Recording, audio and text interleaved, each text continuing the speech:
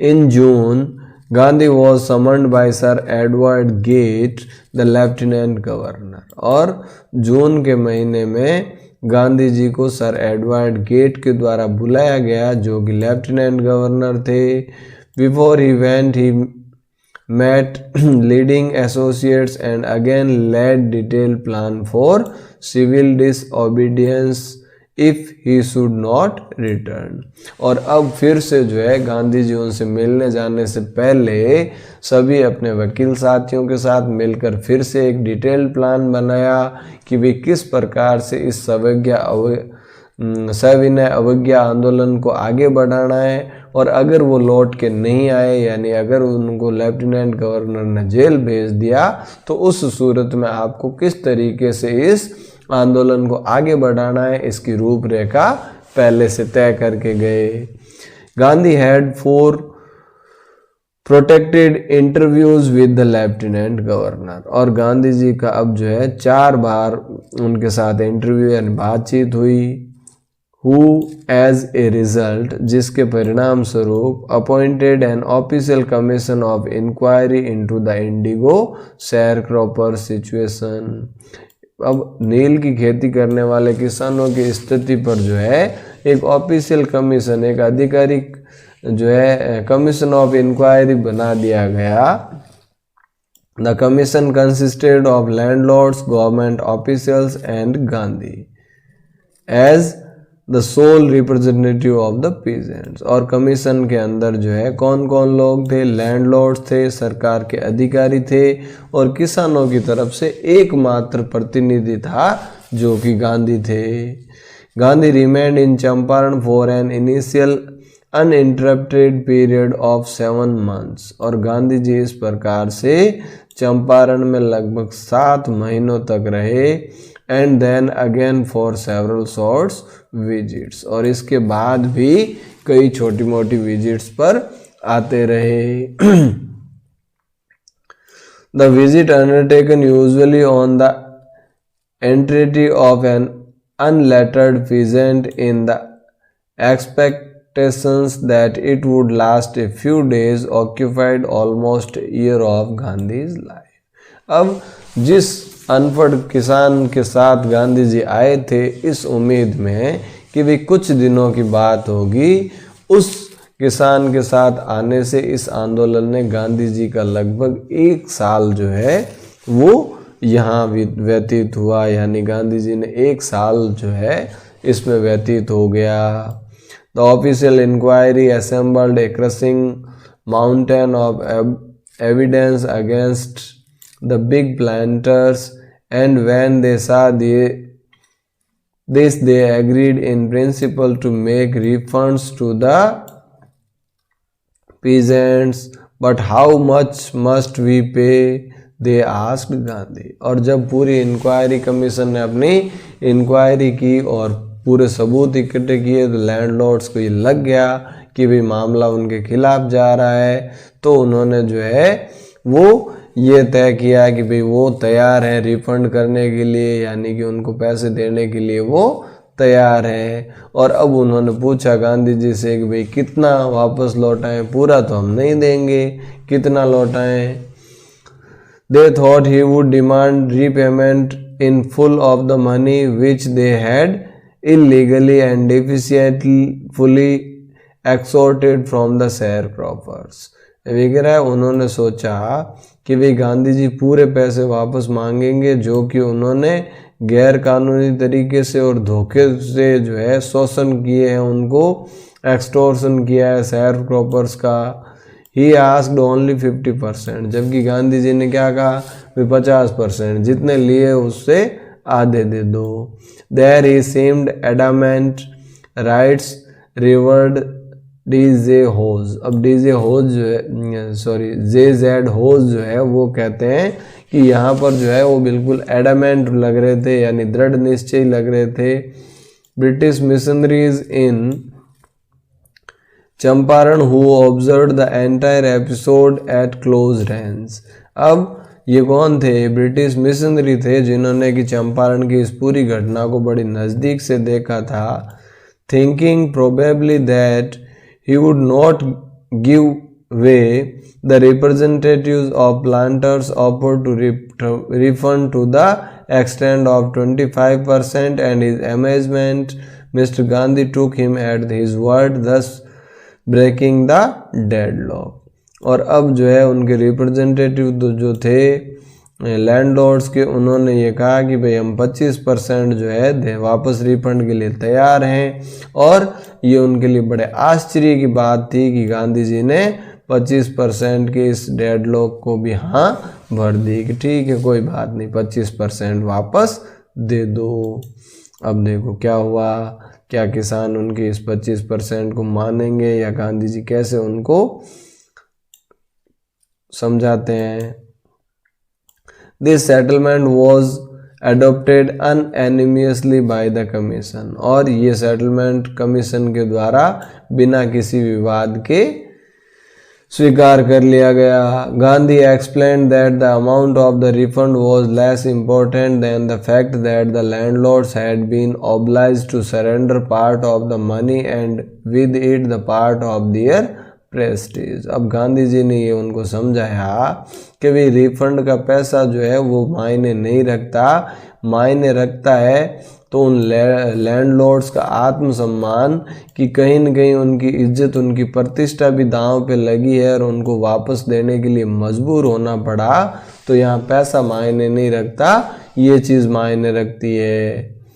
Therefore, as far as the peasants were concerned, और इसीलिए जब तक peasants से कंसर्न किया गया, the planters had behaved as lords above the law। अभी तक जो है ये प्लांटर्स जो है अपने आप को कानून से ऊपर मानते थे। Now the peasants saw that he had rights and defenders, और अब peasants ने ये देखा कि भी उनके पास भी अधिकार है, उनके भी डिफेंस कर सकते हैं वो। ही लर्न करेज, और अब उन्होंने जो है हिम्मत करना सीखा। इवेंट्स जस्टिफाइड गांधीज पोजीशन, और इन घटनाओं ने गांधी जी की पोजीशन को भी जस्टिफाई कर दिया कि वे गांधी जी सही थे। Within a few years the British planters abandoned their estates, और इसके कुछ सालों बाद ब्रिटिश के जो प्लांटर्स थे, जो लैंडलॉर्ड्स थे, उन्होंने ज़मीन को छोड़ दी। विच रिवर्ट टू द पीजेंट्स, जो कि कहाँ वापस उन किसानों के पास चली गई। And Indigo share cropping disappeared, और नील की खेती लगभग यहाँ से गायब हो गई। तो इस प्रकार से किसान के यहाँ गांधी जी के यहाँ आने से ये बदलाव हुए और किसानों को राहत की सांस मिली। तो अब देखो आगे, Gandhi never contented himself with large political और इकोनॉमिक सॉल्यूशंस। अभी गांधी जी ने अपने आप को कभी संतुष्ट नहीं किया बड़े राजनीतिक या आर्थिक समाधान के लिए। He saw the cultural and social backwardness in the Champaran village and wanted to do something about it immediately. भाई अब जो है वो यहाँ पर चंपारण की उन्होंने गरीबी के बारे में, यहाँ के पिछड़ापन को, सामाजिक पिछड़ापन और सांस्कृतिक पिछड़ापन को देखा और अब यहाँ इनके लिए भी कुछ करना चाहते थे। ही अपील टू टीचर्स, और उन्होंने टीचर्स से अपील की, शिक्षकों से अपील की। Mahadev Desai and Narhari Parikh, two young men who had just join Gandhi as disciplines. अब महादेव देसाई और नरहरि पारिक जिन्होंने गांधी जी के शिष्यों के रूप में उनको गांधी जी को ज्वाइन किया था, their wives volunteered for the works. अब वो और उनकी पत्नी भी यहाँ स्वेच्छा से जो है काम करने लगे। Several more came from Bombay, Poona and other distant parts of the land. इसके अलावा कई लोग बॉम्बे, पूना और अलग अलग भागों से आए। Devdas Gandhi is youngest son arrived from the आश्रम। अब देवदास जो कि गांधी जी का सबसे छोटा बेटा था वो आश्रम से आया। सो डिड मिसेस गांधी, इसलिए मिसेस गांधी भी आ गई, कस्तूरबा भी आ गई। Primary school were open in 6 villages, 6 गाँवों में प्राथमिक विद्यालय खोले गए। कस्तूरबा टॉट द आश्रम rules, on personal cleanliness and community sanitation. और कस्तूरबा जो है वो उनको आश्रम के नियम, उनकी साफ सफाई और खुद की साफ सफाई और सामाजिक साफ सफाई के बारे में जानकारी देती थी। हेल्थ कंडीशंस वर मिजरेबल, अब स्वास्थ्य सेवाएं भी बड़ी दयनीय थी। Gandhi got a doctor to volunteer his services for 6 months, Gandhi ji एक डॉक्टर को भी लेके आ गए जो कि 6 महीने तक निःशुल्क स्वेच्छा से अपनी सेवाएं देने को तैयार था।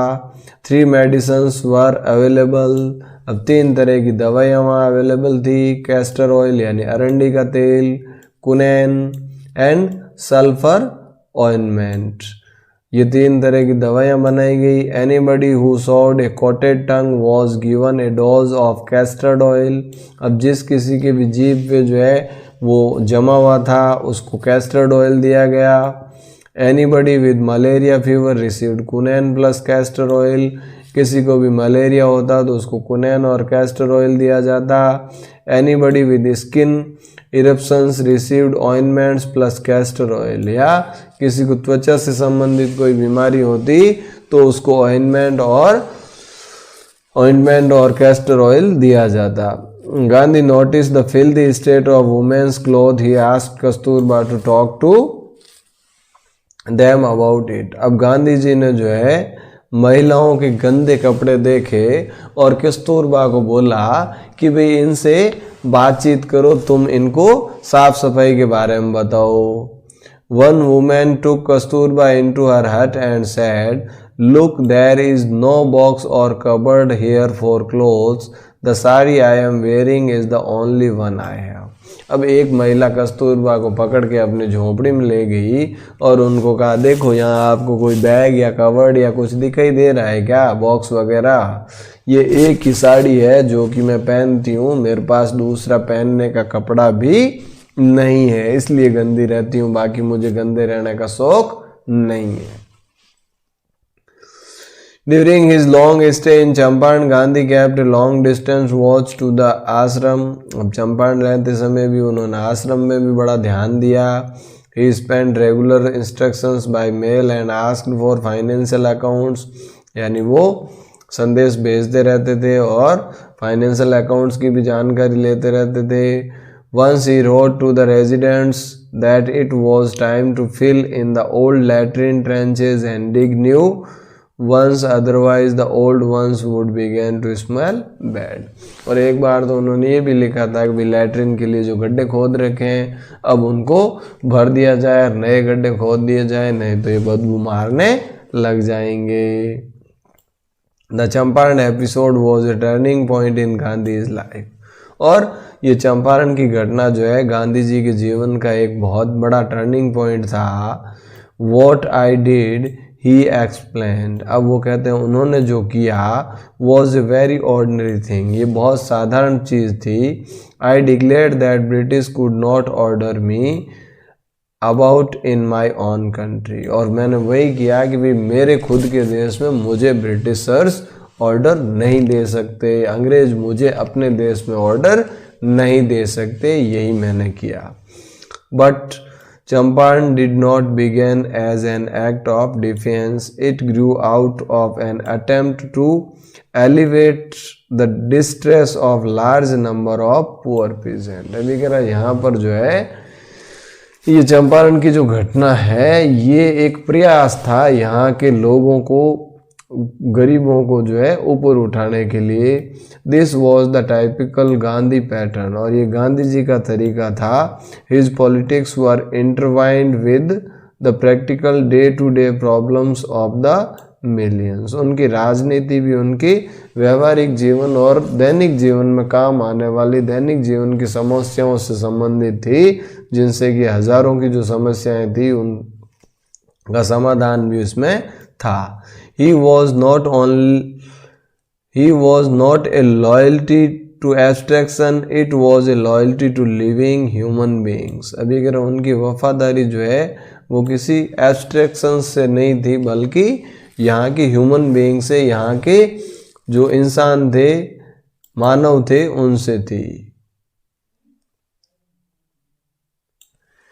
In everything Gandhi did, moreover, he tried to mold a new free India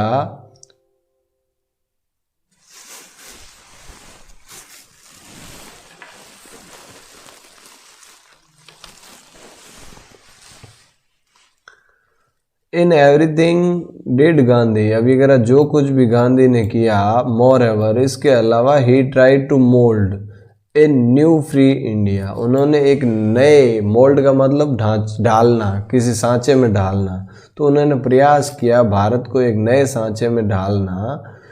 who could stand on his own feet, जो कि अपने खुद के पाँव पे खड़ा हो सके, एंड दस मेक इंडिया फ्री, और इस प्रकार से उन्होंने भारत को आज़ाद करवाया।